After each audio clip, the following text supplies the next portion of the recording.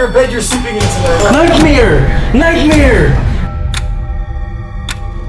Today we're going to investigate and spend an overnight sa isa sa pinakamatandang hotel sa buong Pilipinas. Ang Casa Vallejo Hotel. The bell! You're touching the bell because I turned it off. Answer to the bell. Did it say get out?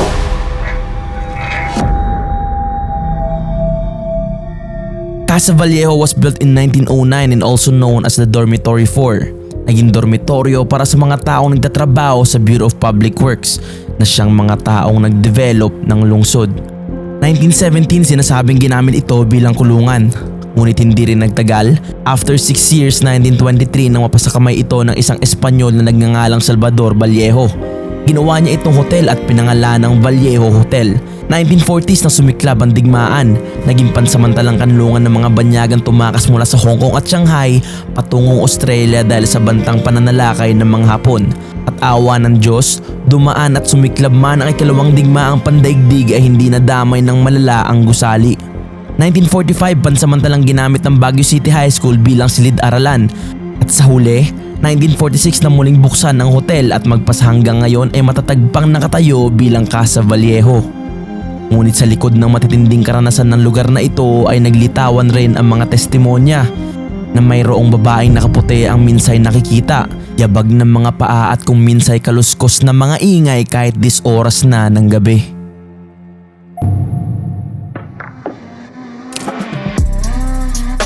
Hindi ako masyadong naniniwala sa mga istoryang nabasa ko, kaya gusto ko mismong ako ang makaranas. Alright guys, so pupunta na kami ngayon ng Baguio para mag-film. Oldest hotel, 100 years old na siya pero hanggang ngayon nandun pa rin siya. Medyo ginabi kami na makarating dahil na rin sa layo at hirap ng kalsada. So at the moment, it's 9:50 PM and nandito na kami ngayon sa labas ng Casa Vallejo, isa sa pinakamatandang hotel dito sa Pilipinas. Alam ko mas matanda pa to sa Diplomat Hotel at sa Manila Hotel sa Maynila. Kumuha ako ng isang kwartong pang sa akin lang para sa aking tutulugan. Wait, this was a jail? Yeah. This was a jail. And then it was a refugee center. And then it was a dormitory. And now it's a hotel. Oh, dang. So this place definitely is haunted. History, dude. Yo, this could be the most haunted hotel in all of Philippines. Oh my Why god. there aren't metal bars on the windows right now? Isang matindi dun guys, haunted to. Tapos, after an investigation, iiwan nila ako mag-isa.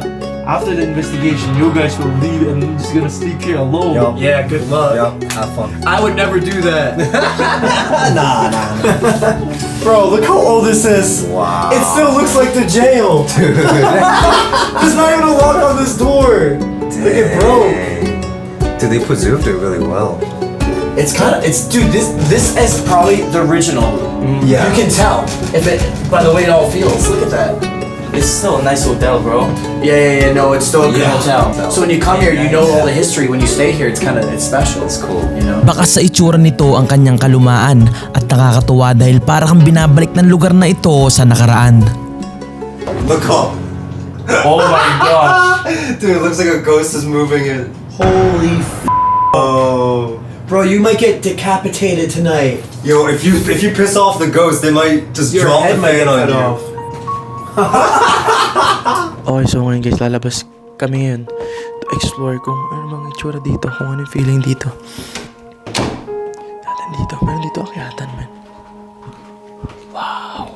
Yung mga kahoy niya nakakatuwa kasi preserve pa rin talaga lahat. Ito ay fire exit na. Halos pareho pa rin ng texture. Ganito yung sana no, teacher's camp. As in, parang walang pinagbago. Nakaka-amaze kasi bukod sa oldest siya, men, is isipin mo na pupuntahan pa rin natin ngayon kung ano yung pinagstayan ng mga Amerikano dati, ng mga nangyari dati, nakasaksi ng nangyari ng kasaysayan. Nandito tayo ngayon. Probably, siguro ito pa rin siguro yung kulay, no? Nakaka-amaze, pre. Dati kasi black and white yan. Pero hindi yung black and white, may kulay na yun. Wala, black and white yan. Nakita mo sa picture, di ba? Brown Black- yun, brown. Oh, brown. Brown and white.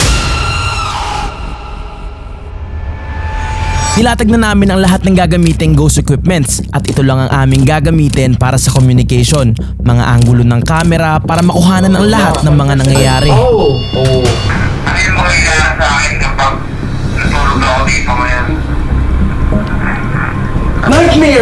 Nightmare! Hey, my name's Josh, and I'm from America, and I heard this place was a jail or a prison before. Maybe you can tell me if that's true. Ako si Zark, taga Pilipinas ako. Andito lang kami para malaman yung mga nangyari dati. Malaman yung history ng lugar na to.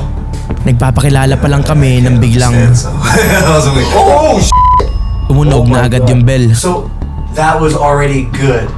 Is there any spirits here with us right now? May kasama ba kaming espiritu ngayon? we have a lot of devices you can play with. Ay, That mga- will let us know you are here. May mga gamit kami. Narealize ko nakapatay pala yung REM pod. Kaya binuksan ko. Rookie Pero pagbukas ko, mistake. Oh! So they was just chilling there the whole time. So is someone already on the bed? Is that... Maybe you can hit the bell for us if there's someone already on the bed? this clip is uncut at kuwang-kuha sa camera na ayaw netong tumigil. Kaya tinry ko ito Yo. reset. Let's restart it, bro. Okay. Oh my god, that's creepy. That was weird. That's Okay. creepy. If there's any spirits with us, Katatapos ko pa lang itong i-reset pero ito na naman siya. That's on your bed you're sleeping in tonight. It is, bro. That's why. Oh my god. Bro, you already resetted it. I'm resetting it. Oh, again? Third time. Nireset ko ulit yung device sa pangalawang pagkakataon. So, Well, we had the bell go off and that twice already. So now... There we go. There we go.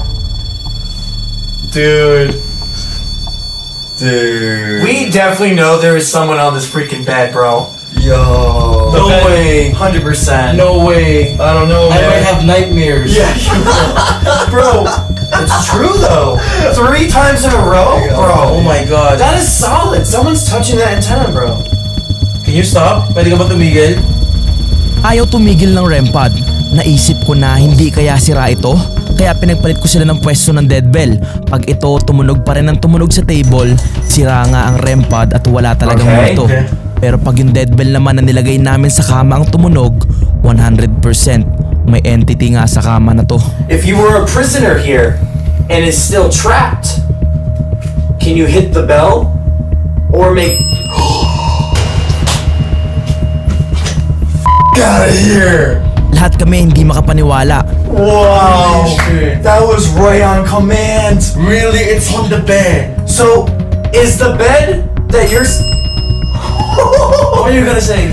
I was gonna say, is this the same bed that you're seeing that we're seeing? Or is this your prisoner bed in the same spot as the new bed right now?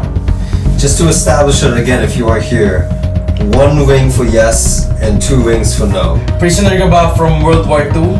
Are you a, He is. are you a prisoner just from... he is clearly a prisoner. He's a prisoner. Alright, but what did he do? How do we ask what he did? For us to attract more spirit, let's turn off the lights and start using the night visions. What do you guys think? Okay. So what? I mean, I'm down. Let's ask. Are you okay with us turning off the lights? Okay lang ba sa'yo na patayin namin yung ilaw? Let's see first if it's... Wow! That's so good. So I think it's a good sign. It's a good sign. Pinatay na namin ang mga ilaw para mas maka-attract ng mga spirit. Pinalitan na rin namin ang mga camera ng night vision. Alright, so this is a good communication.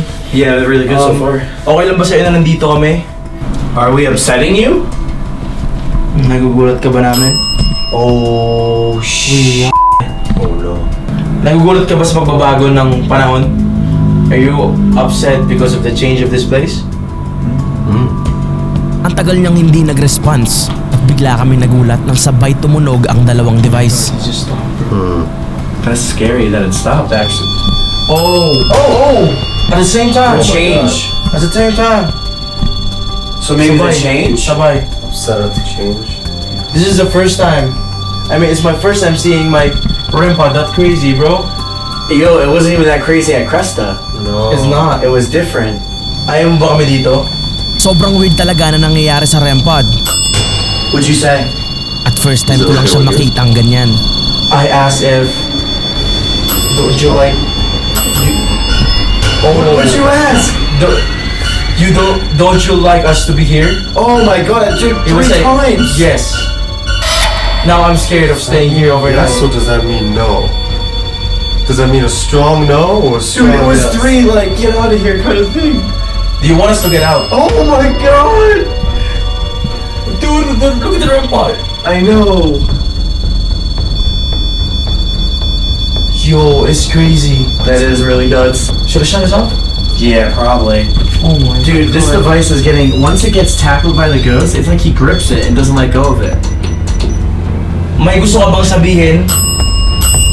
Oh, it said no. No. To whatever you said. Do you want to say something? Oh, and it said no. Oh, that makes sense. Dude, it's just pissed. It doesn't want to talk. Unless it will later. This is why he's grabbing it. Alright. Oh, shit. It's just pissed. Holy It doesn't want shit. to The ghost? Yo, that's scary. That's That is scary. scary. He's grabbing because he doesn't give a fuck. He's just holding it so no one would talk. Yo. Damn, he must have been a rebel back in the day. Okay. Why he ended up So, a prisoner. ngayon guys, medyo nagko-connect na. So, kaya niya hinahawakan yung rempad ng ayaw na tumigil para hindi na kami magtanong. Yo, you wanna use the DR60? Oh, want me to try it? You want to try something, like try asking a question? Probably. Okay lang ba na magtanong kami ng ilang katanungan dito? Pwede kang kumuha ng energy sa mga battery namin. Okay lang. Said no, it doesn't Said even want to no. talk. Like, bro, this is so accurate. That's how you know this is real. Like, It doesn't want to talk Yeah. to us. should we try anyway? Let's try. Alright, want me to shut that off? You dude. Oh, yes, yes, it doesn't even want to talk. Oh my god. Oh my god, bro. We have to try the DR60 with this. I feel like they're just gonna yell through that. Like angry. They're So, angry here. Ito kasi guys, I'm just gonna turn this off, bro. Yeah, let's turn this off too. Let's try DR60. Yo, is that you? I think that's me. Okay. I think. So, ito kasi guys, holy grail talaga to ng Ghost Hunt. Like order to nung 1990 pero finase out agad to ng Panasonic kasi marami nagrereklamo. Kasi every time na magre-record sila is may naririnig sila ibang boses. And turns out, yung naririnig nitong mga boses is nang nanggagaling na sa mga afterlife. Record in 3, 2, 1. Are you a male or a female? Itatanong muna namin ang lahat ng aming katanungan at mamaya maririnig natin sa playback ang kanilang kasagutan. Are you a male or a female? Lalaki ka ba o babae? Ilang spirit yung kasama namin ngayon? How many spirits were here? Why did you end up in the detention center? Paano ka napunta dito? Listen. Alright, ready guys? So, 3, 2, 1. Here we go. Are you a male or a female? Lalaki ka ba o babae? Wait, did it say get out? Are you a male or a female? Lalaki ka ba o babae? Oh, wow. Yes, yes. It's like a mad voice. Get out. Play it again. I'll play it again, but you can hear it. It's scary. Are you a male or a female? Lalaki ka ba o babae? Yung kasama namin yun. How many spirits were here? So we got your male field just said get out, and then it answered you to 7 spirits. Dude, the get out was pretty clear. Get out. Because he don't want us to, Yeah. to ask. He doesn't want us to ask. At kung mapapansin nyo, kanina pa sila na para bang ayaw talaga nila makipag-usap. Should we ask again? Are you going to hurt Zark if he sleeps here tonight? Sasaktan mo ba ako pag natulog ako dito ngayon? Ano yung mangyayari sa akin kapag natulog ako dito ngayon?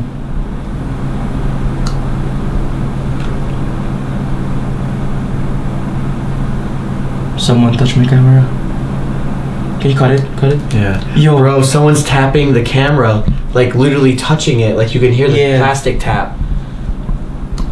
Oh. Unless they're touching the bell? The bell. They're It's touching the the bell. bell because I turned it off. It's the bell. Yeah. For sure. They're literally trying to tap the bell. But I turned it off.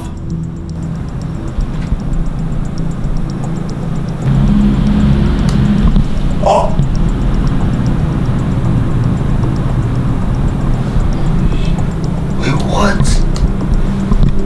What the hell? Wait, let's turn the bell back on and see if it like... Holy shit. Binuksan namin yung bell dahil tinatap niya ito kahit nakapatay.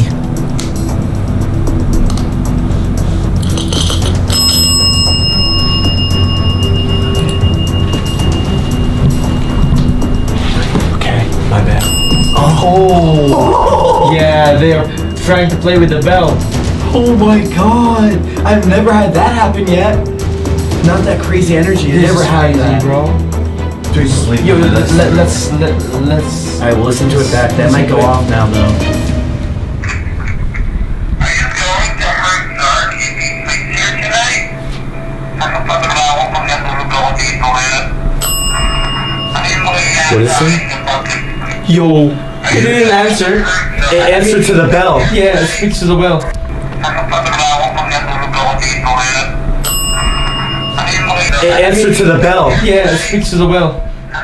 It says something. Watch. Wait. This. Man, Dude, they keep loving that bell. there it is all first. Right here. Watch. Nakapaglawa pag natulog ako dito ngayon. Ano yung mga sa akin kapag natulog ako dito ngayon? Nightmare! Nightmare! Nightmare! I heard nightmare. It's fucking scary, bro. Dude, clear evidence, bro. Oh my god. What do you think now, Zark? Dude, to be honest, I need to open everything. Open the lights, bro.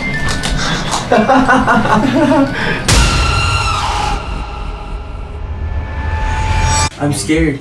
Bro, I would be scared too. I mean, I'm not used to be like this. So what are you thinking, bro? You have to try to stay the night here. Yeah, I'm gonna stay the night here. Guys, pag napagtagumpay ako to, make sure you subscribe because I'm dying to reach 2 million. 2.5 million. I'm going to US. Let's go, He's gonna baby. meet up with us. Yep.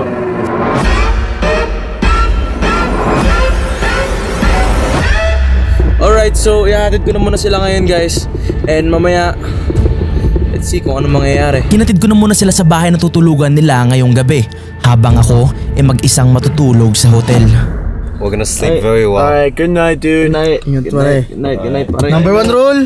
Don't die. Don't die. Rule, don't die. Don't die. If you did die, I need my DR60. So don't break it. I don't know how. Alright, good night, good night, good night. Good night, Rich. Kaagad na rin akong bumalik sa hotel. Hindi na ako masyadong nagtagal pa sa labas dahil gusto ko na rin talagang magpahinga. Alright guys, so we're back here dito sa hotel. So mag-isa na lang tayo. So andito ako and may footage dyan. Naka-roll lang to. Bahala na, malobat na yan. Patulog na rin ako kasi pagod din. Nanggaling pa kami ng Sagada. 5 hours of drive. And so yun. Good night guys. Gusto ko na rin talagang magpahinga. Pero sinet up ko pa rin yung camera at iiwan ko to sa aking pagtulog. Hindi ako sanay ng bukas yung ilaw kaya pinatay ko ang mga ito. Hindi ko na lang iniisip yung mga nangyari kanina para hindi rin ako matakot. Patulog na sana ako nang ma-realize ko na may nakalimutan akong isang mahalagang bagay. Muntik ko nang makalimutang magdasal. Kaya nagdasal na muna ako para sa aking proteksyon. Nakakatakot mabangungot lalo't mag-isa lang ako sa kwartong to.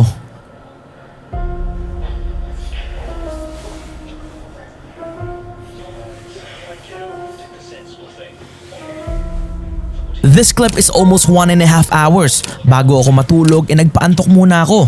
Scroll sa internet hanggang sa maramdaman ko ang antok. Ang expected ko, umaga na ang gising ko. Dahil pagod rin since ako ang driver mula Sagada hanggang Baguio.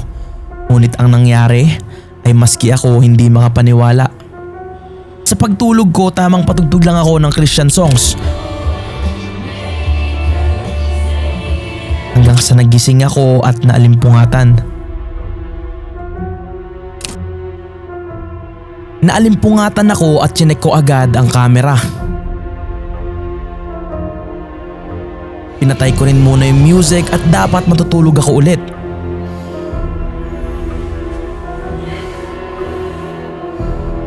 Ngunit pagtingin ko ng oras, dito na ako nagulat. Alright guys, so bigla lang ako nagising. And look.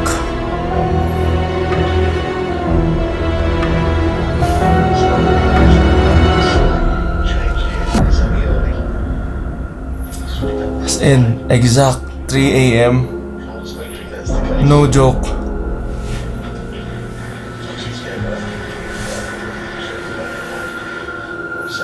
Bigla lang ako nagising, no joke.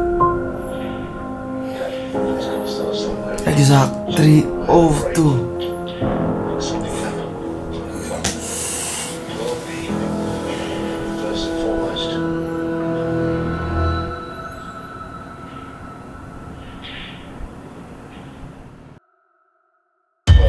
I'll try to use this. Let's start asking questions. Bakit mo ako ginising? Okay lang ba sa'yo na natutulog ako dito ngayon? What's your last message? Ano yung huling mensahe mo?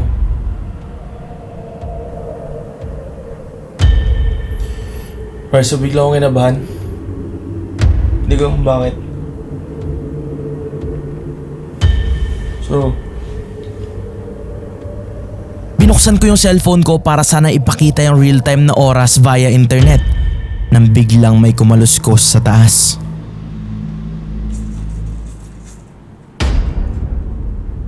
holy shit.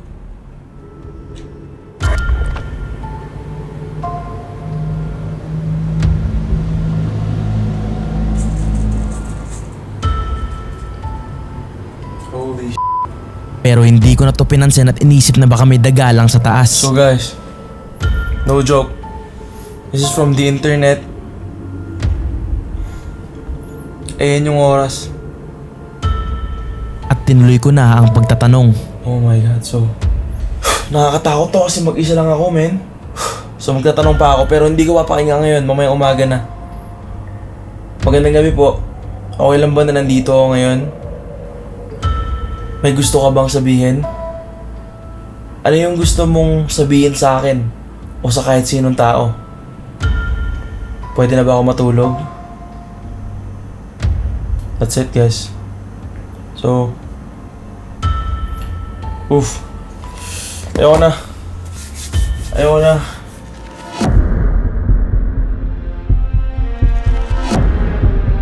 Kagigising ko lang and at the moment, it's 9:21 ng umaga. Grabe, kagabi. Hindi ako makatulog na maayos pero pinilit ko talagang matulog. Hindi ako nagpapadala sa takot kagabi. Experience ko dito habang natutulog ako parang may nakatingin sa'yo ganun. And hindi ko alam kung baka guni-guni ko lang or what. Tapos meron pang parang kumakalabog sa taas. Alas 4 ng madaling araw yon. Yung hindi mo alam kung daga or may ano. Pero I doubt na may daga dito kasi for sure may pest control dito. Pahinga natin yung kagabi.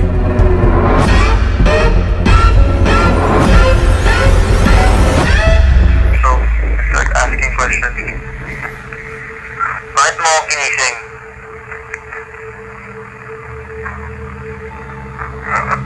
Okay lang ba sa'yo na natutulog ako dito ngayon?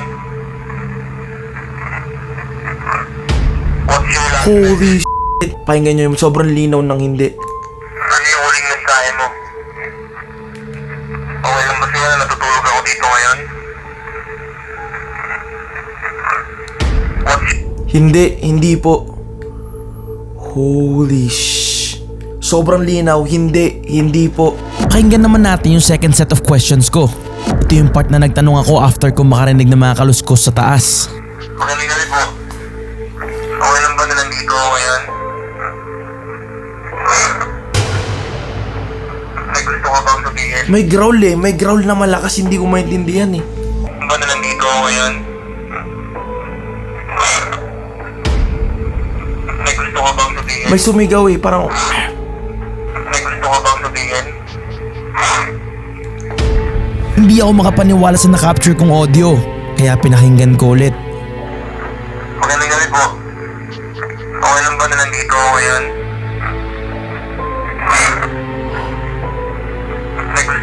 sabihin? Sa lahat ng tanong ko, parang growl na galit lang yung nakukuha ko.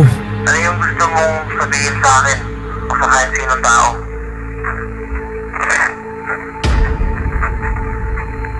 Pwede na ba ako matulog?